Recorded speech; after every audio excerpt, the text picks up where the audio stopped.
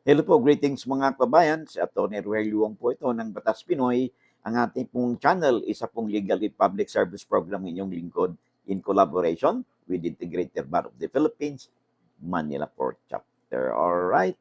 Ang ating pong pag-uusapan po no, sa episode nito ay may kinalaman po sa palagi nating narinig yung ano ba yung special power of attorney at kailan ba ito ma-expire? May kailan ba ito deem terminated o kailan ba ito ma-revoke, no?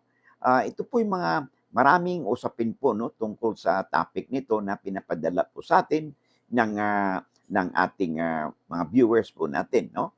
So, bago tayo magpatuloy, no, ay kung hindi pa po kayo nakapag-subscribe, nakapag-follow no sa ating channel, no, sa YouTube kung hindi pa kayo nakapag-subscribe at saka sa ating Facebook kung hindi pa po kayo nakapag-follow. If you find our videos interesting and informative, siguro naman po it will not be too much, no? If I will ask the one click po sa subscribe or follow and paki-share po at like po ang ating mga videos upang sa ganon ay mapalawig pa natin ang ating advokasya na makapagbigay po tayo ng legal na impormasyon o kaalaman sa ating mga kababayan. They could be your friends, your relatives, just or your neighbors, no? Or just your acquaintances, no?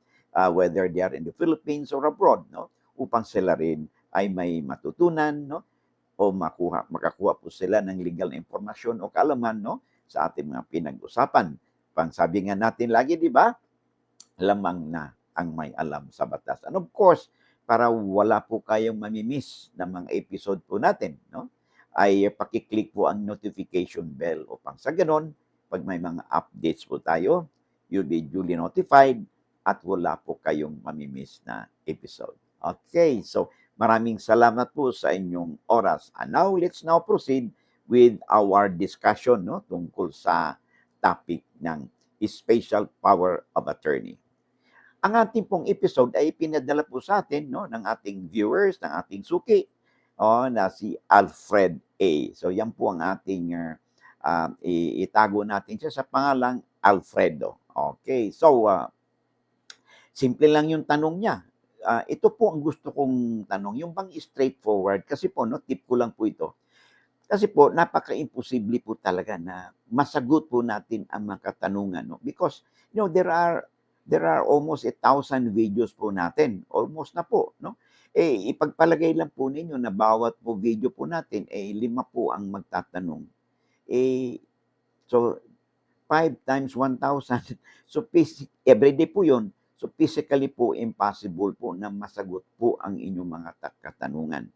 At mas maganda po ang chances ninyo na mapansin po no kung ang inyong pong katanungan is short and concise no ang tawag po sa amin yan ay yung tinatawag nating ultimate facts. Kung ano lang po yung gusto nyong itanong, diretso po yan para po makapokus tayo kaagad at mapansin po kayo. Kasi po kung ang inyong tanong po ay napakahaba no and it will take me 10 minutes o 5 minutes para po mabasa po yun. At mabuti kung babasahin na po natin yun.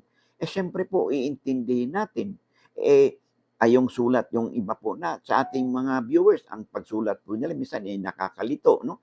Pinagchachap-chap po, no? So ang pinakamabuti po dyan, talagang ay para mabigyan ng pansin, no? Direct to the point po kayo upang malaki po ang tsansa na mapansin po ang inyong mga katanungan. So in other words po, best effort basis lang po ang ating pagtutugon. No? At tulungan po ninyo ako na mapansin kayo sa pamagitan ng pag-comment po ng maiksi lang. Tulad nito, no? Sabi yan dito ni Alfredo, good aim attorney, pwede po bang ma-cancel ang issued of power of attorney kung namayapa na ang nagbigay ng power of attorney? Maraming salamat. Okay. So bago nating sagutin yan, ano ba yung special power of attorney? Ang special power of attorney ay isa po yung dokumento, no? Enforceable documents na kung saan yung may akda po niyan, ang tawag niyan ay si principal, no? Ay binibigyan niya ng kapangyarihan, special power, no? Specific power, yung kanyang attorney in fact or representative na to act for and on his behalf dahil hindi siya physically present, no, sa ipinapagawa, no, ng kanyang attorney in fact, no, kaya binibigyan niya na ngayon ng SPA or attorney in fact. Halimbawa po, yung minsan may gustong magbenta ng bahay o lupa, okay, eh wala naman siya, either nasa abroad o kung nasa Pilipinas man siya ay gusto niya na ayaw niyang ma-hassle, no? So, kung ang kanyang lupa ay nasa probinsya at nando'n yung kanyang kamag-anak do'n, ang gagawin niya, mag-issue na lang siya ng Special Power of Attorney, SPA, no? Na kung saan pinapahintulutan niya yung kanyang attorney in fact to act for and on his or her behalf. Maaari siyang ipirma ng bilihan or maaari ding bibigyan na ng special power attorney na maghanap po ng buyer, no? At makipag-negotiate, no, sa buyer ng kanyang lupa. Okay? So, kaya special po yan because yan po ay for specific purpose only. Okay? So, so in short, binibigyan mo ng kapangyarihan yung iyong attorney in fact to act for and in your behalf. Maraming klase po yan. Kayo na po ang bahala kung ano ba yung power na ito. Halimbawa, gusto ninyong, ayaw ninyong pumunta doon sa isang opisina ng pamahalaan na maasikasuhin yung inyong dokumento sa Register of Deedsman, sa Assessor's Office o sa BIR, maaaring i-require kayo na, o sige, mag-execute kayo ng Special Power of Attorney para pinapahintulutan ninyo ang inyong kinatawan to act for and in your behalf. And this includes pagpirma po ng dokumento, no? Sa halip na kayong pipirma, it will now be your attorney in fact who will sign these documents for and in your behalf. So, yun po ang, in essence, no, ang ibig sabihin ng special power attorney. Now, tanong ngayon, kailan po ba may katapusan ang special power attorney? Okay. Una po, makikita po nyo doon, no, na una sa SPA itself, meron ba nakasulat doon na this special power attorney is only good for 1 month, 2 months, 3 months, o isang taon.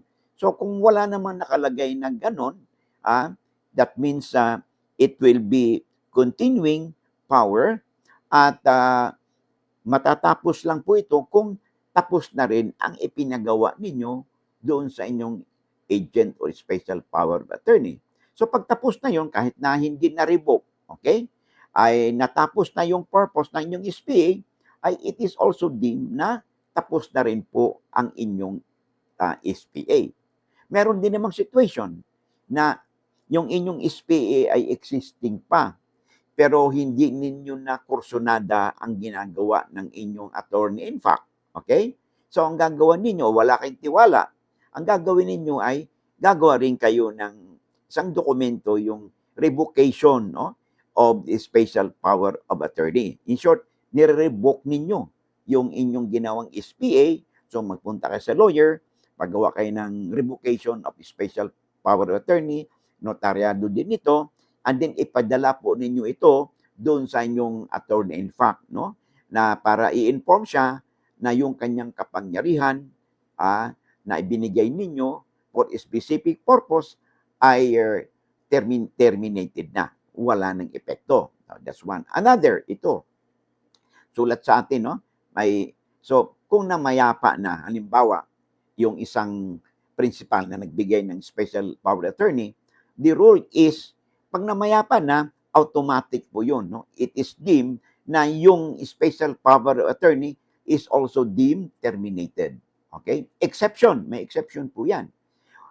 Kung halimbawa, kahit na namayapa na yung principal, pero yung kanyang attorney in fact, no, have already exercised partial performance doon sa kanyang pinagawa. Halimbawa, binigyan niya ng kapangyarihan yung kanyang attorney in fact na ibenta o kumulekta ng bayad doon sa pinagbilhan. Okay, it could be installment or cash or partial payment lang, nag-down payment na. Okay? Ngayon, nakapagbigay na ng, siyempre, inalok ngayon na binenta ngayon ng ang kanyang ng attorney in fact, yung lupa halimbawa, okay? At nagpirma siya ng contract to sell o deed of sale. Ngayon, nakatanggap na siya ng bayad. Okay? Pagkatanggap niya ng bayad, ay namayapa yung principal. In this situation, kahit namayapa na si principal, ang SPA po ay patuloy pa rin niyang may visa because there was already a partial performance on the part of the principal na namayapa na inisagawa ng kanyang attorney in fact. So, magpapatuloy pa rin po yan because may partial performance na at saka nakapag-create na ito ng rights and obligation sa panig ng principal at sa kanyang doon sa kanyang transaksyon no na isinagawa ng kanyang attorney in fact no for on his behalf. In this way, magpapatuloy po ang SPA na may visa dahil meron ng partial performance ang kanyang attorney in fact hanggang sa matapos yung kanilang transaksyon. Okay? So I hope na nabigyan po natin ng daan no ang katanungan sa atin near Alfredo A. So okay. So sa kapapasok pa lang no, if you find our videos interesting and informative ay siguro naman hindi naman po sa kalabisan no. Pag ako po hihirit po sa inyo ng isa pong subscribe and follow po and of course shares and like po, paki-click lang po no mga buttons sa inyo upang sa ganun ay mahuli po tayo ng algorithm ng YouTube at saka yung ating Facebook upang maipakalat pa natin no ang ating advokasya na makapagbigay po tayo ng legal na impormasyon o kaalaman sa ating mga kababayan saan man po sila o kayo naroroon. Hanggang dito lang muna tayo at maraming salamat no sa inyong pagtangkilik sa ating mga videos at maraming salamat din sa inyong oras. I hope to see you again no in the next video po natin. Bye-bye. God bless.